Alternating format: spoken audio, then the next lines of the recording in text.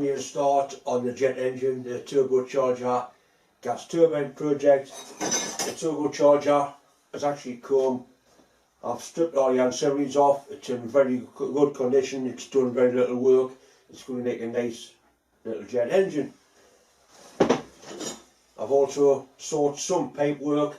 I've ordered quite a few bits and pieces of banggood, some gauges, some sensors, a spark generator. So the bits are slowly coming together. I'm going to do a little bit of video, probably once a fortnight. I'll put possibly a half-hour video up to show its progress.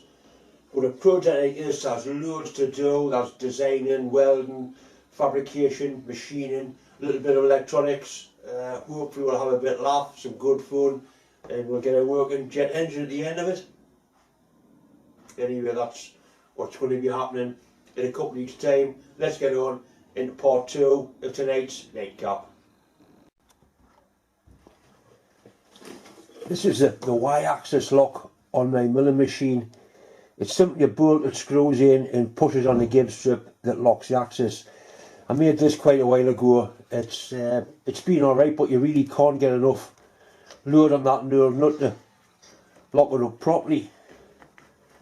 So what I intend doing is what I did on the quill. Take it out, it's just a 10mm bolt. My friend Bob gave us another one of these, and I'm intending to put that in there. It's like make a quick release handle. You can put a ratchet inside of there. Trouble is that's 12mm. So I'm going to put it in the lathe, turn that down and put a 10mm thread on, and then use that instead. It'll be a lot better, a lot more effective.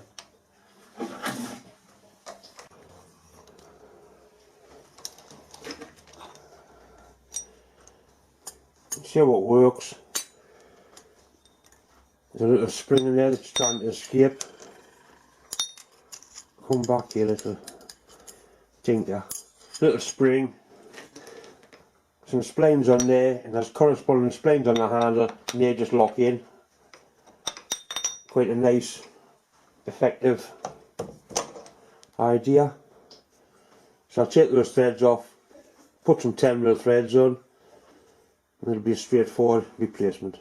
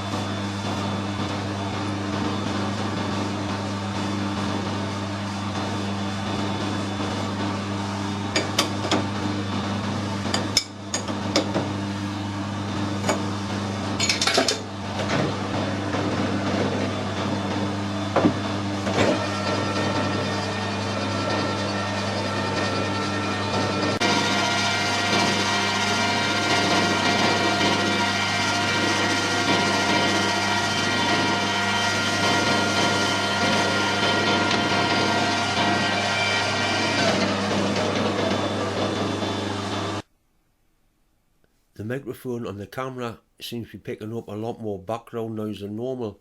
People did mention last week that they thought my lathe was noisy. It's not, it's just the same. I mean, I've worked on it for a long time now. I'm going to buy some radio mics which will hopefully improve the sound quality quite a lot, because then I can reduce the background noise and you can just hear me whittering on.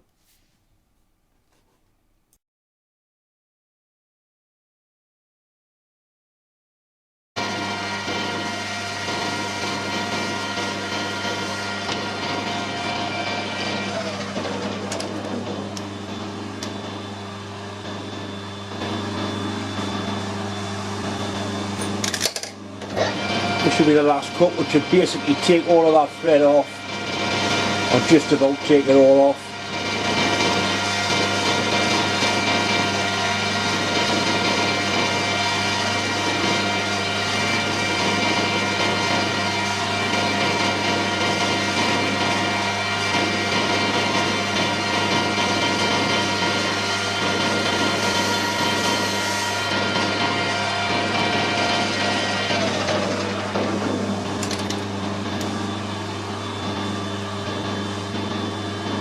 Just on that 10, that'll be alright. Put a little bit more of a lead on the beginning for the die to start on. I'm just going to use a die to put the threads on.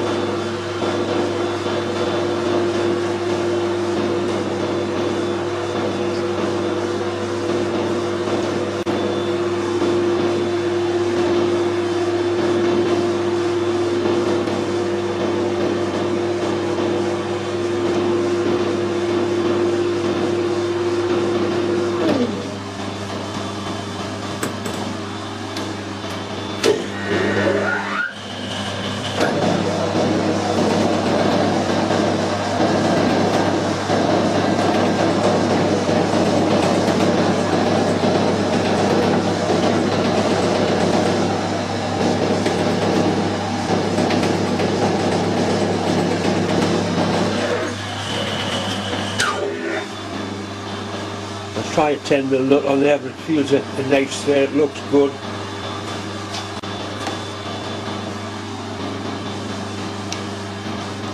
Yeah, that's alright.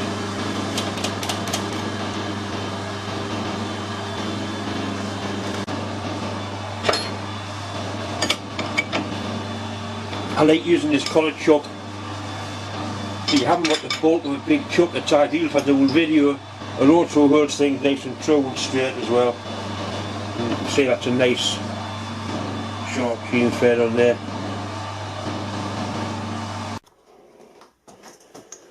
Right, so that simply drops into there. Little spring goes in. And retaining bolt.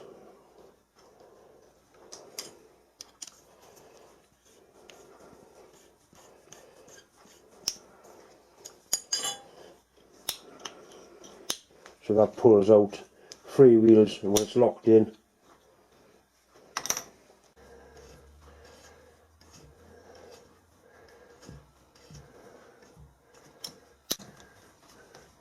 now that's alright, that's actually locking up there.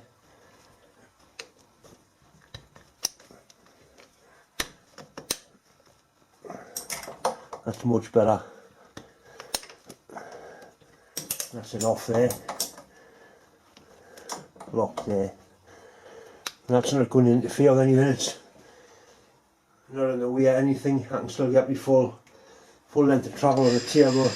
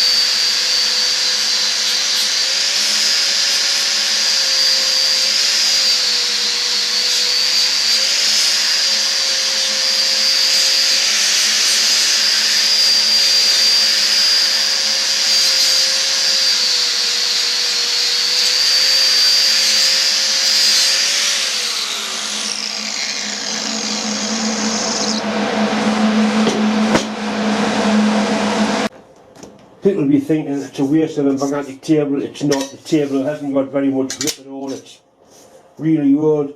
When I got it, it was actually seized completely solid. It had been left full of white water. I took it apart and cleaned it up, and it's ideal for doing this. That's quite a nice Christmas present for somebody. Coat really nice. Like a Scotch-Brite type of razor wheel, that's all I use.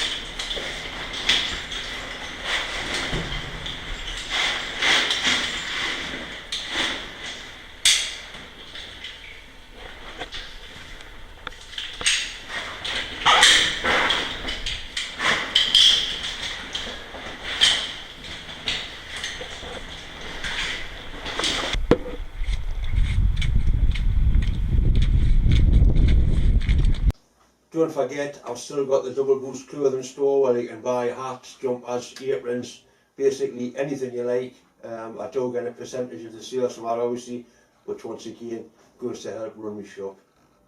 Thanks for watching.